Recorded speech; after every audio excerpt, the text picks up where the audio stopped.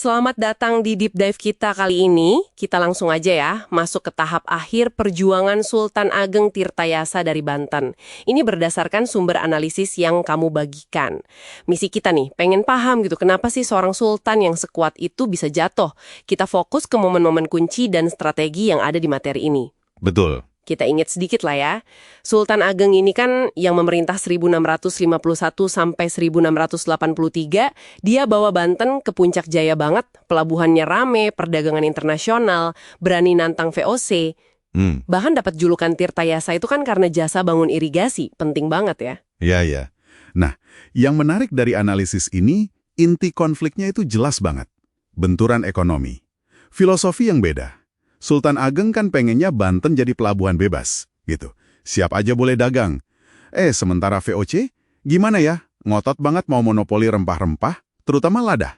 Jadi udah beda prinsip dari awal ya? Banget. Ini bukan cuma soal dagang untung rugi, tapi soal kedaulatan. Nah, pas VOC mulai blokade Banten, itu udah serangan langsung ke jantung ekonomi dan kemerdekaannya. Gitu. Oke, terus gimana? Konflik ini makin panas. Sumber-sumbermu ini nunjuk ke perpecahan internal ya? Nah, itu dia. Ada Sultan Haji, putranya Sultan Ageng sendiri.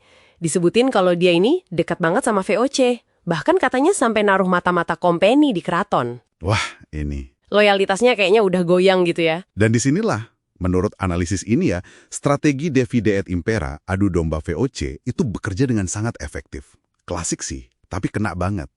Mereka nggak cuma neken dari luar, tapi aktif ngipas-ngipasi ambisi dari dalam. Sultan Haji kan pengen cepat-cepat berkuasa penuh. Nah, itu jadi celah. Celah emas buat VOC ya? Tapi malah didorong buat udah rebut aja kekuasaan. Itu kan, manipulasi banget buat mecah keluarga. Licik ya, terus puncaknya gimana? Ini disebutin VOC nahan kapal-kapal Banten, dianggap bajak laut pula. Betul. Sultan Ageng jelas murka lah ya, harga dirinya sebagai penguasa merdeka diinjak-injak, langsung umumkan perang. Tapi Sultan Haji yang udah didukung VOC malah nentang. Dan ini gila sih, dia malah bilang ayahnya udah tua dan pikun, terus ngambil alih kekuasaan. Kudeta internal. Tragis banget ya hubungan ayah anak ini. Iya. Nah, ini bawa kita ke momen yang dramatis banget yang disorot di materi ini. Serangan dadakan Sultan Ageng ke Keraton Surosowan. Malam 26-27 Februari 1682. Dia sempat berhasil rebut istana loh, tapi Sultan Hajinya lolos. Dibantu orang VOC, Jacob de Roy itu disembunyiin di loji Belanda. Respon VOC, nah ini yang digarisbawahi sumbermu. Cepat banget dan terkoordinasi, kelihatan banget keunggulan militer mereka.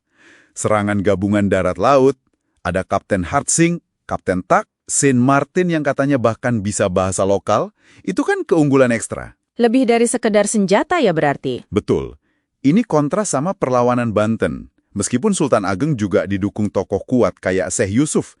Beliau ini kan penasihat spiritual, mufti agung, tapi juga sekaligus pemimpin gerilya. Jadi ada dimensi spiritualnya juga perlawanan ini. Menarik. Pertempuran sengit kan jadinya.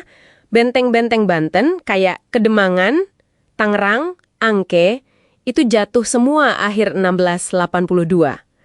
Pertahanan terakhirnya di Tirtayasa, terus Sultan Ageng ambil langkah drastis, bakar istana sendiri sebelum mundur.